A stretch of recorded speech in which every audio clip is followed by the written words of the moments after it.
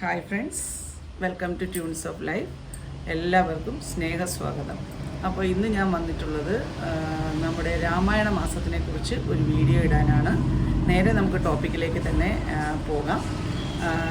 രാമായണ മാസത്തിനെക്കുറിച്ച് കഴിഞ്ഞ വർഷവും ഞാൻ ഇതുപോലെ വീഡിയോ ചെയ്തിരുന്നു. അപ്പോൾ രാമായണ മാസത്തിനെക്കുറിച്ച് ഞാൻ പറയാതെ തന്നെ എല്ലാ ഫ്രണ്ട്സിനും അതിനെക്കുറിച്ചുള്ള ഐതിഹ്യ കഥകളും മറ്റു കാര്യങ്ങളും എല്ലാം അറിയാം എന്നെനിക്ക് നന്നായിട്ട് വിശ്വാസമുണ്ട്. അപ്പോൾ എനിക്കിനി പറയാനുള്ളത്, എന്നാലും നമുക്ക് മനസ്സിലുള്ള ഒരു കാര്യം മറ്റുള്ളവരുമായി, നമ്മുടെ ഫ്രണ്ട്സുമായി ഷെയർ ചെയ്യുമ്പോൾ നമുക്കൊരു സന്തോഷം കിട്ടുന്നുണ്ട്, നമ്മുടെ മനസ്സിനൊരു സാറ്റിസ്ഫാക്ഷൻ കിട്ടുന്നുണ്ട്. ഇനി നമ്മുടെ വാക്കുകൾ കേട്ട് ഒരാൾക്കെങ്കിലും അതൊരു ഉപകാരമാവുന്നുവെങ്കിൽ അതൊരു വലിയ കാര്യമല്ലേ. അപ്പോൾ അതുകൊണ്ടാണ് ഭഗവാന്റെ കാര്യങ്ങൾ എപ്പോൾ പറയാൻ കിട്ടിയാലും അതിൽ ഒരവസരവും ഞാൻ പാഴാക്കാറില്ല. അപ്പോൾ ഇപ്പോൾ രാമായണ മാസം ദേവതകളെ അല്ലെങ്കിൽ ദേവന്മാരെ പൂജിക്കേണ്ട സമയമാണ് രാമായണ മാസം എന്നറിയാം. ഓരോ വീടുകളിലും ഭഗവാനെ പൂജിക്കുന്ന എല്ലാ വിശ്വാസികളുടെ വീടുകളിലും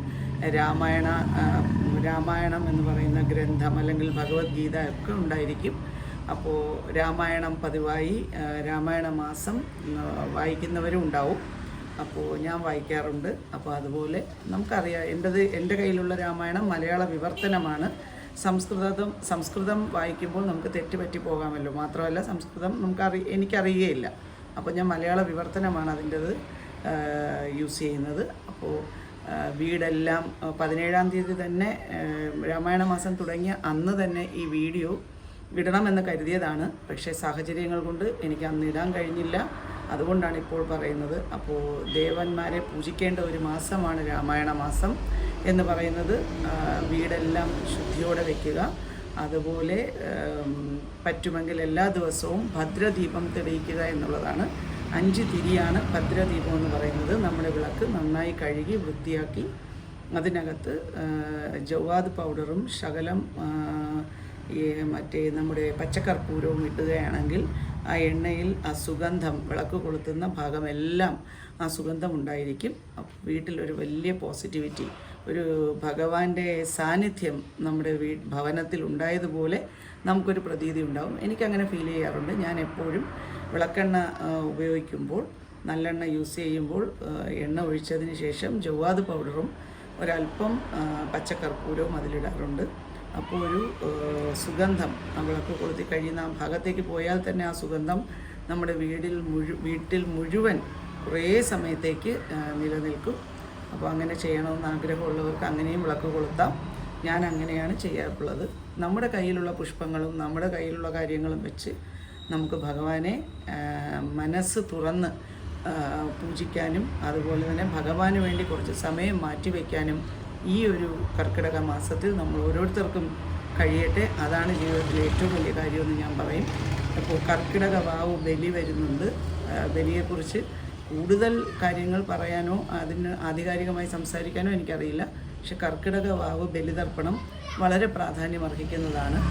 അപ്പോൾ എൻ്റെ അമ്മയും മരിച്ചുപോയി. ഞാൻ കഴിഞ്ഞ കർക്കിടക വാവിനും ബലിയിട്ടിരുന്നു. കർക്കിടക വാവ് ബലി എന്ന് പറയുമ്പോൾ നമ്മുടെ കൂടെ നമ്മുടെ മുൻ തലമുറകൾ, അതായത് നമ്മുടെ അമ്മ, അമ്മയുടെ അമ്മ, അല്ലെങ്കിൽ അച്ഛൻ, അച്ഛൻ്റെ അച്ഛൻ, അങ്ങനെ ഉള്ള 7 തലമുറയ്ക്കും നമുക്ക് ബലിയിടാം എന്നാണ് പറയപ്പെടുന്നത്. അപ്പോൾ നമ്മുടെ രക്ഷകർത്താക്കൾക്ക് വേണ്ടി, നമ്മുടെ മാതാപിതാക്കൾക്ക് വേണ്ടി ബലിയിടാൻ കഴിയുന്ന ഏതൊരവസരവും നമ്മൾ പാഴാക്കാൻ പാടില്ല. കാരണം ഞാൻ നേരത്തെ തന്നെ ഒരു വീഡിയോയിൽ പറഞ്ഞിട്ടുണ്ട്, നമ്മൾ എത്ര കാലം ജീവിച്ചിരിക്കുന്നു അത്രയും കാലം അമ്മയുടെ സാന്നിധ്യം അല്ലെങ്കിൽ നമ്മുടെ പൂർവികരുടെ സാന്നിധ്യം, ഏറ്റവും പ്രധാനമായി നമ്മുടെ അമ്മയും അച്ഛനും, അവരുടെ സാന്നിധ്യം നമ്മളോടൊപ്പം തന്നെ ഉണ്ടാവും.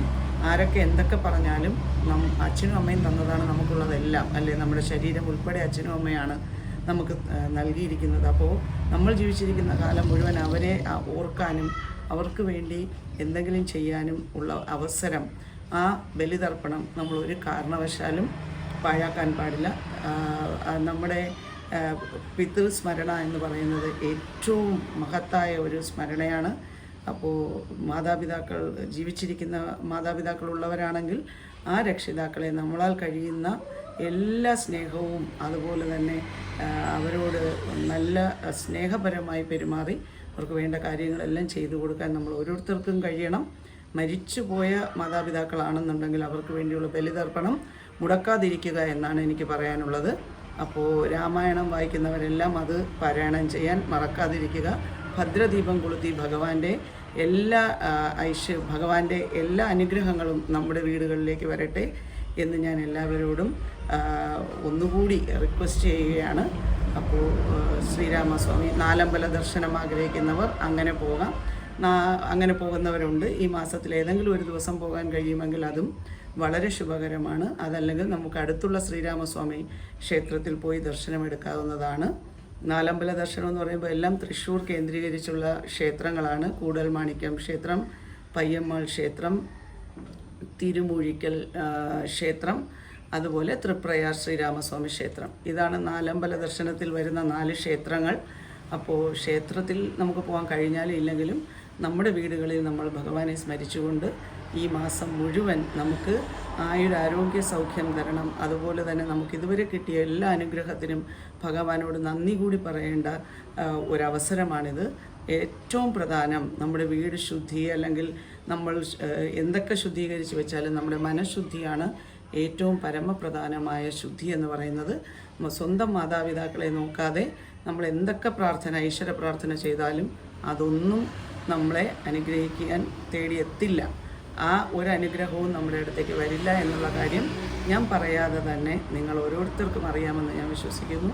അപ്പോൾ നമ്മുടെ പാരൻസിനെയും നമ്മൾ ജന്മം കൊടുത്ത നമ്മുടെ മക്കളെയും ഒക്കെ പരിരക്ഷിച്ച് നമ്മുടെ കർത്തവ്യങ്ങൾ എല്ലാം നമ്മൾ നിറവേറ്റി എന്നാദ്യം ഉറപ്പുവരുത്തുക. അപ്പോൾ അവരവരുടെ ശരീരം അതാണല്ലോ ഏറ്റവും വലുത്, ആരോഗ്യം. അപ്പോൾ അതിനു വേണ്ടിയാണ് ഭഗവാനോട് പ്രാർത്ഥിക്കേണ്ടത്. ആരോഗ്യം ഉണ്ടെങ്കിൽ നമുക്ക് മറ്റുള്ളതെല്ലാം നേടാവുന്ന കാര്യം തന്നെയാണ്. എന്ത് കാര്യം ചെയ്യുന്നതിന് മുന്നേയും അതിൽ എത്രമാത്രം ശരിയുണ്ട് തെറ്റുണ്ടെന്ന് സ്വയം വിശകലനം ചെയ്ത് നമുക്ക് ഓരോരുത്തർക്കും കാര്യങ്ങൾ എല്ലാ ഐശ്വര്യങ്ങളും നമ്മുടെ, അതായത് എന്താണ് ശരി എന്താണ് തെറ്റ് എന്ന് നമ്മൾ ചെയ്യുന്നതിന് മുന്നേ നമ്മൾ ആലോചിച്ച് മാത്രം കാര്യങ്ങൾ പ്രവർത്തിക്കുക. അന്നദാനം ചെയ്യാൻ കഴിയുമെങ്കിൽ ഈ മാസം അത് ചെയ്യുന്നതും വളരെ നല്ലതാണ്. അന്നദാനം മഹാദാനം എന്നാണല്ലോ പറയുന്നത്. അപ്പോൾ ആർക്കെങ്കിലും 1, 2, 3 പേർക്ക് നമ്മളാൽ കഴിയുന്ന രീതിയിൽ നമ്മുടെ സ്വന്തം വീടുകളിൽ തന്നെ ഉണ്ടാക്കിയ ആഹാരം, നമ്മൾ പാചകം ചെയ്ത ആഹാരം നമ്മൾ കൊണ്ടുവന്ന് നമ്മുടെ കൈകളാൽ ഒരാൾക്ക് കൊടുക്കുമ്പോൾ ഏറ്റവും വിശന്നിരിക്കുന്ന, ഏറ്റവും ആഹാരം ആവശ്യമുള്ള ഒരാൾക്കെങ്കിലും നമുക്ക് കൊടുക്കാൻ കഴിഞ്ഞാൽ അതായിരിക്കും ഏറ്റവും വലിയ ഈശ്വര പ്രാർത്ഥന എന്ന് പറഞ്ഞുകൊണ്ട് വീണ്ടും എല്ലാവർക്കും രാമായണ മാസ ആശംസകൾ അർപ്പിച്ചുകൊണ്ട് അടുത്ത ഒരു വ്ലോഗിലൂടെ വീണ്ടും കാണാം. ശ്രീരാമജയം.